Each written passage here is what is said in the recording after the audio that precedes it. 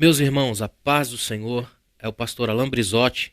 Sejam bem-vindos à nossa matéria de exegese bíblica. Que Deus te abençoe, que Ele ilumine a sua mente. Eu tenho certeza que Deus vai trabalhar nos nossos corações para que essa matéria não seja apenas um esforço teológico para a gente buscar conteúdo, aprofundamento, essa coisa toda, mas que isso também seja uma ferramenta útil no reino de Deus para preparar os pregadores para pregar uma mensagem que seja mais profunda, mais bíblica e verídica. A gente tem visto no universo evangélico brasileiro, infelizmente, um distanciamento muito grande da Bíblia. Hoje, talvez o maior risco que a igreja corre é o risco do analfabetismo bíblico. E o analfabetismo bíblico não é apenas quando a gente não consegue ler os textos da palavra, mas é quando a gente põe no texto as nossas palavras. Isso é um problema muito grave. Então, o meu esforço é servir a você, municiá-lo de ferramentas práticas para você conseguir extrair aquilo que é central do texto que você vai expor. Então, para mim é uma honra participar desse momento e eu tenho certeza que o Espírito de Deus vai nos guiar aqui nessa tarefa. Exegese é uma matéria mais complicada, um pouco mais técnica. Acredito que vou precisar muito da sua atenção, do seu esforço. Não é algo que acontece no estalar dos dedos.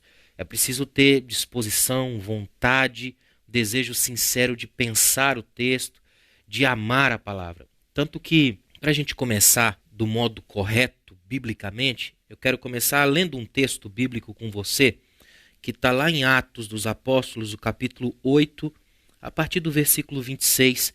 É uma palavra que muita gente conhece, o encontro entre o Filipe e o eunuco.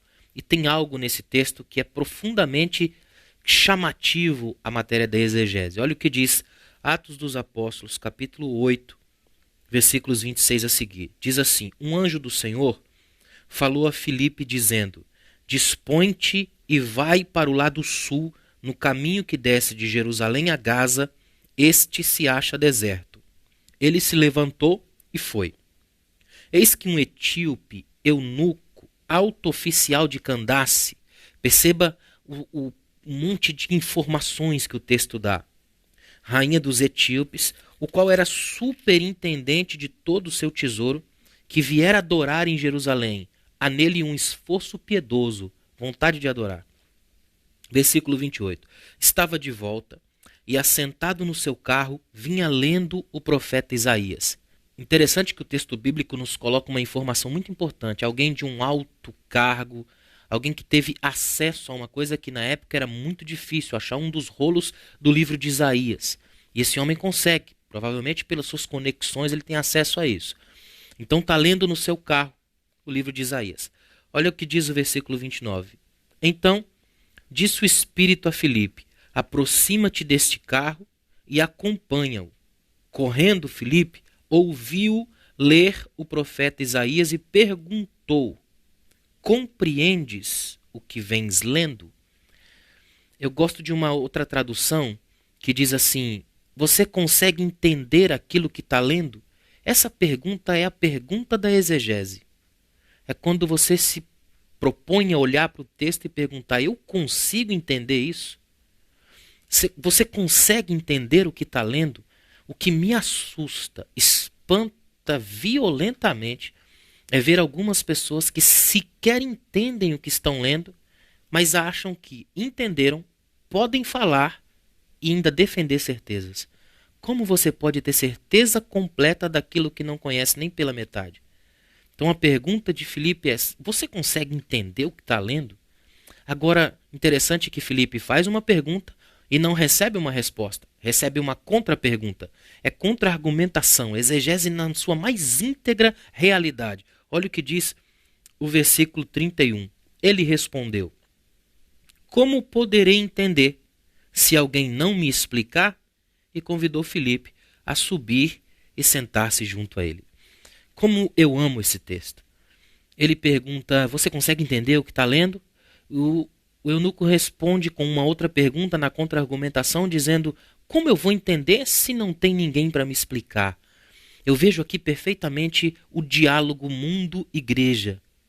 A igreja perguntando ao mundo se o mundo consegue fazer uma decifração daquilo que está acontecendo na vida, dos signos da vida, de como a vida está sendo lida, e o mundo perguntando para a igreja como é que a gente vai entender se ninguém explica. Então você tem quase que um eco lá na frente. Paulo vai fazer disso, perguntando como ouvirão se não há quem pregue e como pregarão se não forem enviados. É mais ou menos como se ele estivesse dizendo: essas duas realidades estão sempre na busca uma da outra. Gente que lê, gente para explicar. Esse é o esforço fundamental da exegese. Explicar. Eu queria que você, que teve essa alegria do Espírito Santo te moldar a ponto de você querer estudar e se aprofundar, que você não perca tempo, que você se esforce o máximo possível. Aí na sua tela você vai perceber que em anexo tem muita coisa que você vai poder usar. Você vai abrir os arquivos aí, vai ler. Eu tenho certeza que isso vai mexer muito com você. Eu vou pensando algumas coisas. Tem uma bibliografia muito interessante aí, e ela não é só isso. Essa daí é apenas um princípio. Tem muitos outros textos, muitos outros temas, até porque exegese é uma matéria dinâmica. Olha, exegese é uma matéria dinâmica. Ela está sempre em mutação. Então, tem muito livro novo, muito texto novo. O advento da internet nos ajudou muito. Hoje você tem acessos a textos extraordinários através da internet. Há muita coisa dos originais, e quando a gente fala originais, a gente fala dos textos mais antigos que a gente tem, não necessariamente os literalmente originais, porque esses já se perderam. Mas é muito importante que você mantenha essa mentalidade que eu acabei de falar aqui, que você faça as perguntas certas. Entendes o que lês? Você consegue entender aquilo que está lendo? Eu oro a Deus hoje para que a gente tenha sempre esse desejo de olhar para o mundo e perguntar para o mundo se a gente pode ser útil na interpretação da vida. O que é interessante desse texto de Atos é que Filipe começa a explicar o texto que o eunuco está lendo pela perspectiva de Cristo. O eunuco vai fazer perguntas do texto. O eunuco pergunta: ele fala dele mesmo ou de alguém? E Filipe vai explicar o texto. E à medida que vai explicando o texto, as perguntas do eunuco tendem a se transformar na busca não apenas de informação, mas de formação para a vida. A ponto que quando o eunuco vê água, ele pergunta: tem água aí? O que me impede de ser batizado? Essa pergunta já não é mais a busca por informações. É a busca por uma nova vida. Ele já está querendo fazer parte, tomar uma atitude que radicalize sua vida. Ou seja, a verdadeira exegese não é apenas eu extrair um monte de coisas da Bíblia de modo que eu me torne uma biblioteca ambulante. É à medida em que eu extraio verdades bíblicas, essas verdades radicalmente mudem as vidas de quem está me ouvindo. Que isso fique gravado no seu coração de um modo muito importante. Nós vamos fazer abrir um horizonte introdutório aqui. Hoje eu quero chamá-lo para... Eu coloquei como horizontes introdutórios o tema dessa nossa primeira aula, porque tem tanta coisa na introdução da exegese que eu gosto de entendê-la como um horizonte. Não apenas um, mas vários. Você pode ampliar a sua mentalidade, e é isso que eu quero convidá-lo a fazer. Inclusive eu coloquei na abertura, você pode ver nos anexos aí, se você fizer o download aí. Donald Grey Barnhouse escreveu uma frase que eu acho extraordinária. Ele diz assim, ó: o caminho mais curto para entender a Bíblia é aceitar o fato de que Deus está falando em cada linha. Como eu gosto dessa frase. O caminho mais curto para entender a Bíblia é aceitar o fato de que Deus está falando em cada linha. Guarde isso no seu coração. Antes de qualquer coisa, eu preciso pontuar algo aqui que para mim é decisivo. Preste atenção no que eu vou te dizer. Anote se preciso for. Nunca se esqueça que a Bíblia não é um livro seu. É um livro escrito, inspirado totalmente por Deus, pelo Espírito Santo. Então, antes de qualquer coisa, para se empreender uma verdadeira viagem na Bíblia, eu preciso do auxílio do Espírito de Deus. Preciso entender que Ele é o dono, o autor da ideia. Então eu não posso, em momento algum, achar que o meu intelecto, a minha mentalidade, por si só dá conta disso. Não tem como. É preciso urgentemente trabalhar para que o auxílio do Espírito Santo me ajude nas luzes do texto. Isso é extremamente importante. Estudar hermenêutica e exegese, e a gente vai ver muito essa correlação das duas, porque elas são, eu costumo chamar de matérias gêmeas. Estudar hermenêutica e exegese é fazer um mergulho na profundidade da Bíblia. Não se trata apenas de exercício teológico, recurso pedagógico ou malabarismo didático e semântico. Trata-se de amor pelo texto. Isso é extremamente importante, amor pelo texto. Tem muita gente que cai num erro gravíssimo ao começar a tentar estudar exegese. É a mania de ficar apenas dissecando, exumando, sem que isso gere vida. É mais ou menos como se você fosse a um supermercado e ficasse só lendo os rótulos, mas nunca se alimentasse.